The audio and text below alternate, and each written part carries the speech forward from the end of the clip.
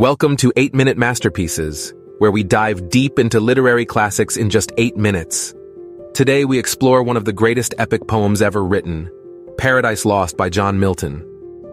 If you enjoy our content, don't forget to like, subscribe, and share your thoughts in the comments. Let's begin. Paradise Lost opens in a dark and fiery abyss, the realm of hell. Satan, once one of heaven's most powerful angels, lies in torment with his followers, having been cast out for their rebellion against God. Milton describes Satan's pride and ambition as his tragic flaw. Refusing to submit to God's rule, Satan led a revolt in heaven, only to face a devastating defeat. Now he rallies his fallen comrades, chief among them Beelzebub, and together they plot their revenge. In these opening lines, Milton presents a gripping portrayal of Satan's internal conflict. Despite his tragic fall, he refuses to accept defeat. Satan's famous declaration, "Better to reign in hell than serve in heaven," encapsulates his determination.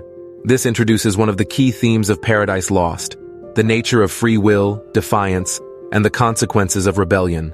Satan's character is compelling. His pride is both his strength and his downfall.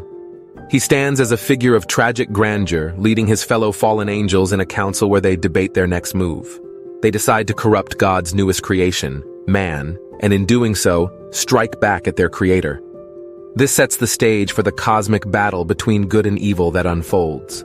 As we move from the depths of hell to the heights of heaven, we learn about the creation of the world and humankind.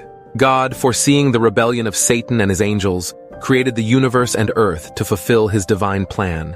Milton depicts the creation in exquisite detail, emphasizing God's omnipotence and the harmony of the cosmos. At the heart of this creation is Adam, the first man, whom God forms from the dust of the earth. Adam is made in God's image, noble and free-willed, with the task of ruling over this new paradise. Soon after, God creates Eve from Adam's rib to be his companion. Their relationship is one of harmony and love, yet Milton subtly foreshadows the coming fall by depicting Eve's independence and Adam's love as both their strengths and potential vulnerabilities. Here, Milton meditates on the themes of obedience, hierarchy, and free will. Adam and Eve are endowed with reason and the ability to choose, but they are warned not to eat from the tree of knowledge. The scene is idyllic, but a sense of foreboding lingers. Paradise is perfect, but fragile. Satan, driven by his desire for revenge, escapes from hell and enters the newly created world. Disguised as a serpent, he slinks into the Garden of Eden, where he observes Adam and Eve. As he watches them, he is struck by their innocence and beauty, which momentarily softens him. But Satan's resolve is unshakable. His envy of their purity and the bliss they enjoy only fuels his determination to destroy it.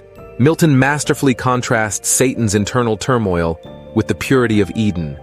Satan is torn between admiration for the innocence of humankind and his burning hatred for God. He recognizes that the only way to harm God is by corrupting his beloved creation. Satan's jealousy of humanity's relationship with God drives him to commit the ultimate act of betrayal, tempting them to sin. In this scene, Milton explores the complexities of temptation and moral weakness. Satan waits for the perfect opportunity, recognizing that Eve's curiosity and Adam's love make them vulnerable. The stage is set for the tragic fall. The pivotal moment comes when Satan, still in the guise of a serpent, approaches Eve. He plays upon her curiosity and vanity, praising her beauty and intelligence, and suggesting that eating from the tree of knowledge will elevate her to godlike status. Eve, despite her initial hesitation, is swayed by Satan's cunning words. She takes a bite from the forbidden fruit, and in that instant, the fall of humankind is sealed. Eve, now filled with knowledge and self-awareness, brings the fruit to Adam. Adam faces an excruciating choice: remain loyal to God or join his beloved Eve in her fate. In the end, love for Eve drives him to eat the fruit as well. With this act, sin and death enter the world. The once perfect paradise begins to crumble as Adam and Eve are filled with shame and guilt. They cover themselves in fig leaves, symbolizing their newfound knowledge of good and evil and the loss of their innocence. Milton's depiction of the fall is not just a simple act of disobedience.